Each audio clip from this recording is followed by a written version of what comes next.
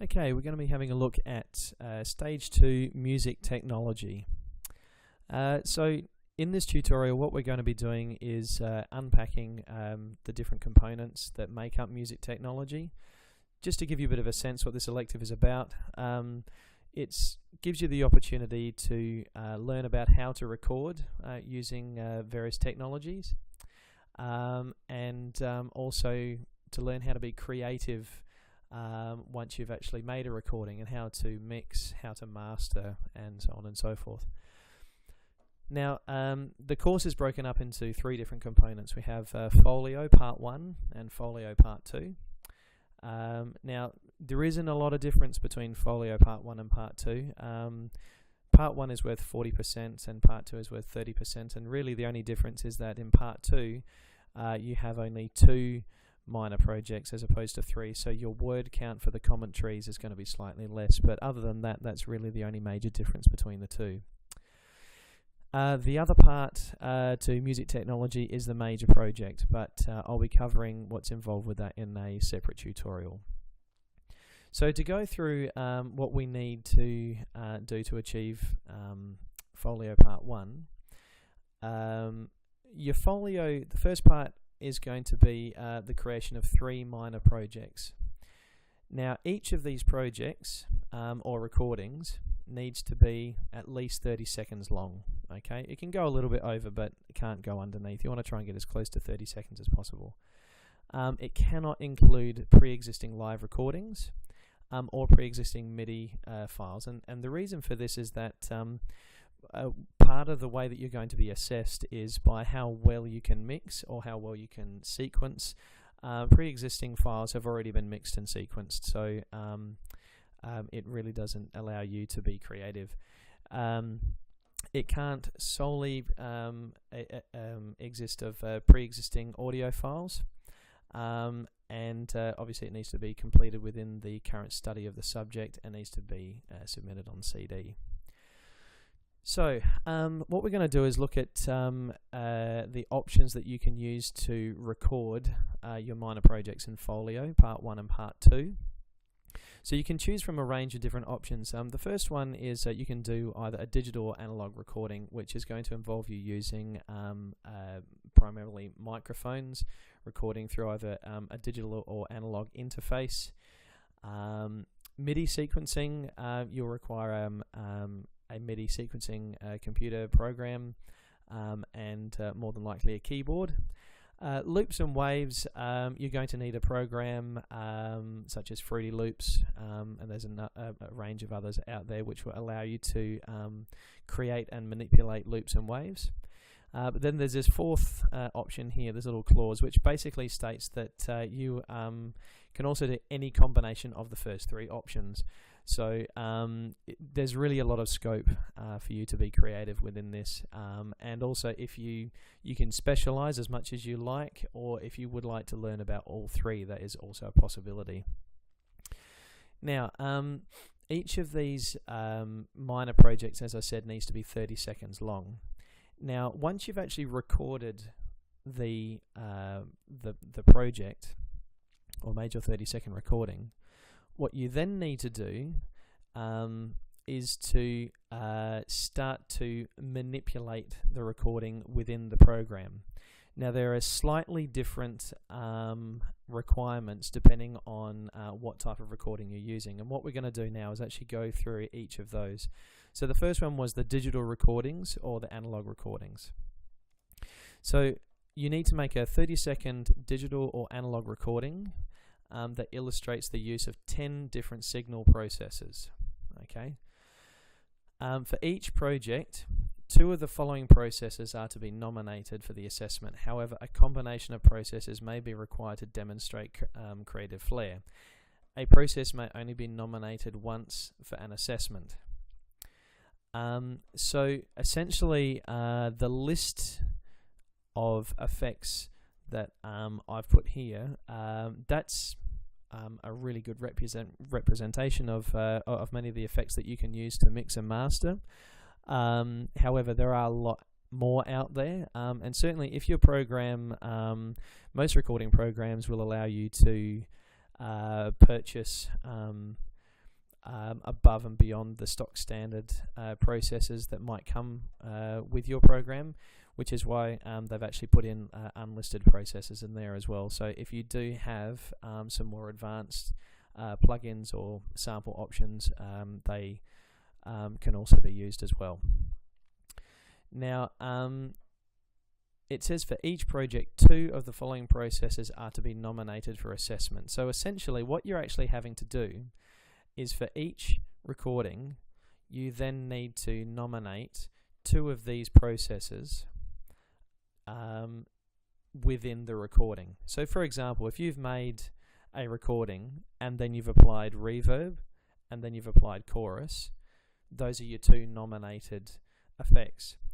Now, anybody who has done any sort of sound engineering will tell you that you are probably going to need many more mixing effects to make the track actually sound good. So, for example, I would never have a track without some sort of equalization. So, as long as you've got 2, that's fine. You can have 5 per track if you want to, that's fine. But you are only allowed to nominate each one once. So once you've nominated reverb in one track, you can use reverb in another track as well, but you can't nominate it again. Now, essentially what you need to do after you've done that is you need to then go and make another recording. Once you've made another recording, then you need to go and apply 2 other different effects. And a little bit later on, after you've done that, you also need to write a commentary, but we'll go through that, how to actually write the commentary a little bit further on in the tutorial. So these are the processes and the effects that you're going to be using for digital recording, for digital analog recording. Now, MIDI sequencing, very, very similar. So you need to make 3 30-second MIDI sequences that illustrate the use of 10 different MIDI editing features, controls, effects, and so on. Once again, very, very similar to the analog or digital recording. You need 2 of the following processes to be nominated. Okay, so exact same process. So once you've made a recording, you then need to apply 2 effects. And once again, once you've applied those 2 effects, you can use them again in another recording, but you can't nominate them as the ones that you're going to be assessed. You'll notice that these ones are a little bit different. So some are the same, like we've got reverb and panning and things like that, which you'll see up here. But some of these you won't see because they're just different effects.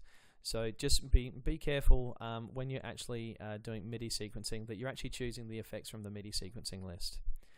The final one is loops and waves. Now, as you can see here, a number of effects are drastically reduced in comparison to MIDI sequencing and the digital recordings. So rather than actually having to apply 2 of the effects, for each, only 1 of the following processes needs to be nominated. So loops and waves is a little bit different. You don't have to apply 2. So for example, if you've applied CD extraction, so if you've actually put in a CD wave and you've taken a sample from that CD and then you've created a loop from that, that there would be 1 effect. Same thing again. You might use CD extraction for all of your minor projects, but you can only nominate that to be used once. Now, just moving on to the commentary. For each of the minor projects, you need to then write a commentary. And in a little bit, I'm going to show an example of a student's work who actually managed to get up into the A bracket for both their recordings and the commentary. But particularly the commentary, we're going to have a bit of a look at how they structured their commentary. Obviously, you can't copy exactly what they've done, and yours is going to be quite different.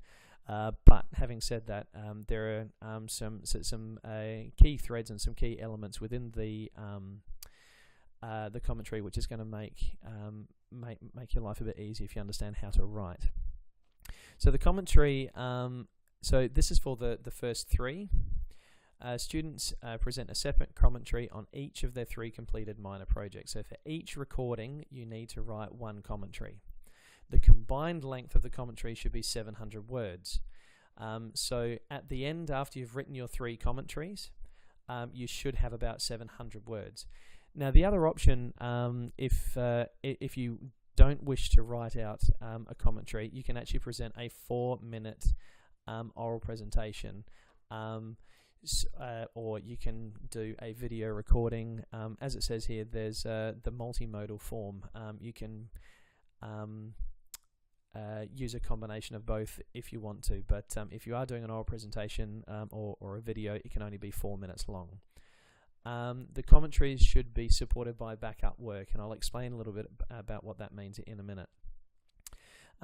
If in oral or multimodal form, the commentaries must be either a film recording of the entire presentation, including clear screenshots in a clearly labeled format, or an audio recording of the entire presentation on audio CD with clearly labeled supporting documents. So if you are going to write an audio CD, if you're going to produce an audio CD with you talking about what you've done, that does need to be backed up with some written documentation.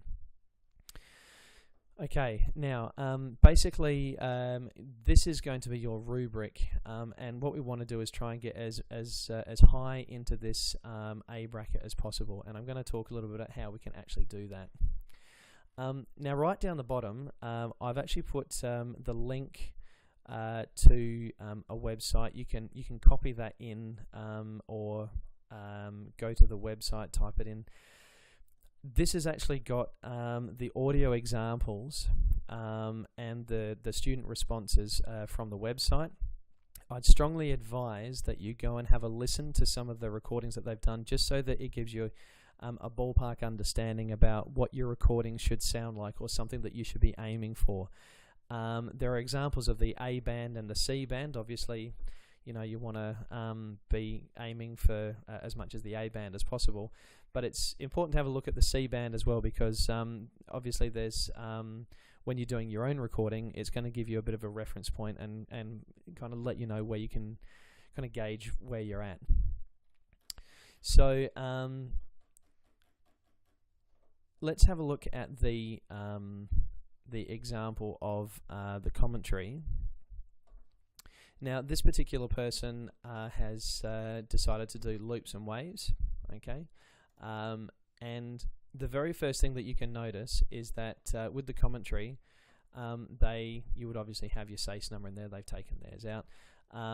What you're actually doing, so the loops and waves, and then the nominated process, okay?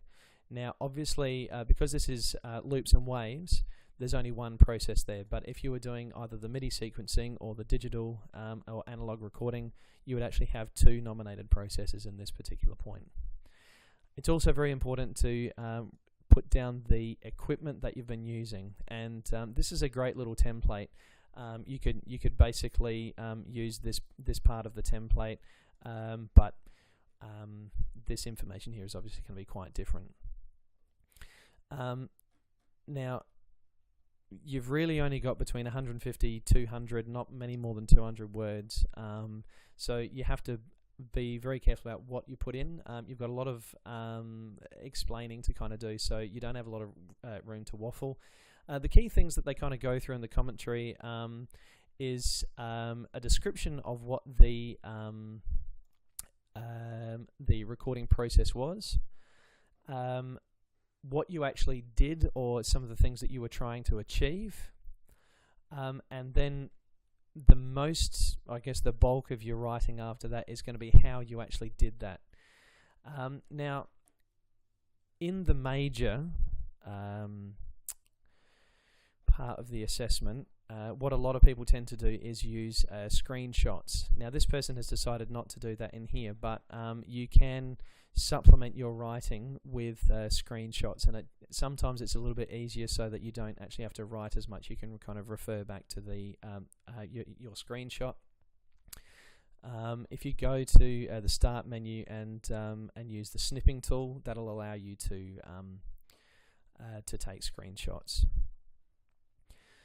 Now, you can see that for every single part of the commentary, they've actually gone through. They've started at each part all over again. Okay, and they've actually nominated the process, and then they've spoken about the equipment. Exact same format though as every other one. They've actually spoken about what the process is. They've spoken about what they intended to do, and then how they did it. So as long as you follow that format, it's like, what was the process? How or why did you want to use that? What was your vision? How was that going to work? And then how you actually achieve that within the program. And it's probably within the how you achieve that part, which is where you can add some images. Exactly same thing again. Now the other thing as well is that aside from what this person has decided to do, which is actually really good, very, very useful for the markers who are going to be moderating, they've actually put in a track list. So like we said before, you actually had to hand up a track list and hand up a CD. This actually is just a condensed form of what we've put in before. So you don't have to do that, but it just makes it a little bit easier to read.